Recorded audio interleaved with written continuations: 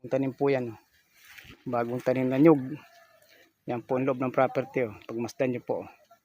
Pinya, napakaliit lamang na area pero napakaraming tanim. Yan, mga rambutan malapit na po mamunga yan. Yan, mas maganda po magtanim ng rambutan yung mga grafted para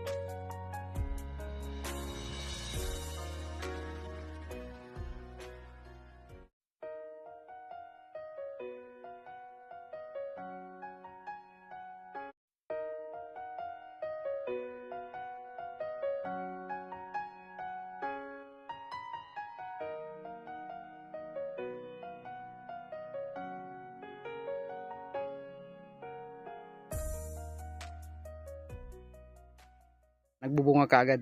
Ladies and gentlemen, magandang araw po sa lahat, lalo po sa ating mga subscriber, viewer at visitor sa ating channel.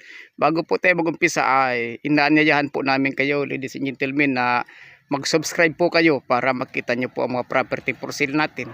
At kung kayo naman po ay naghahanap ng property at wala pa po kayong agent, maaari po kayo magpahanap sa amin. Sa mga lot owner naman po na gusto magpabenta, kumontak lamang po kayo sa amin. Location po natin ay Tanay Rizal.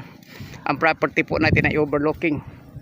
Yan, magmula po dyan sa cemented road, siguro po ay may mga less than 100 meters po hanggang sa property. Ano, sa ngayon po ay rough road pa ang property pero napakalapit naman po at passable sa lahat ng klaseng sasakyan.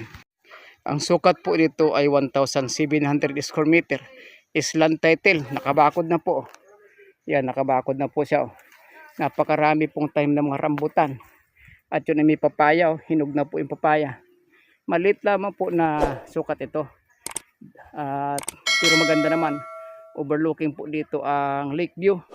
Sa mga naghahanap po ng maliit na sukat, yung mga nag-request sa akin, ito na po yung kunin nyo dahil maliit pong property, maraming tanim, may nag-aalaga, hindi na kayo magpapatanim dahil may nagtanim na. At ito po ay corner lot. Pinapaalam ko po, corner lot. Marami pong pinya sa ngayon na tanim at marami pong mga native na mga bamboo. Pwede po natin gawin na mga kubo yan, yung mga native na house. Yan po ang bakod. Bakod na po yan. Itong nasa harapan ko po na puno ay puno po ito ng duhat. Napakalaki po ng puno ng duhat. Ang Laguna Lake po ay kitang-kita dito. Kaso lang para po walang sagabal, magtitrim po tayo ng mga kahoy. Yan po, kahoy na tatanggalin po natin yan. Yan o. Mga pinya at dalandan, kalamansi. At marami pong saging.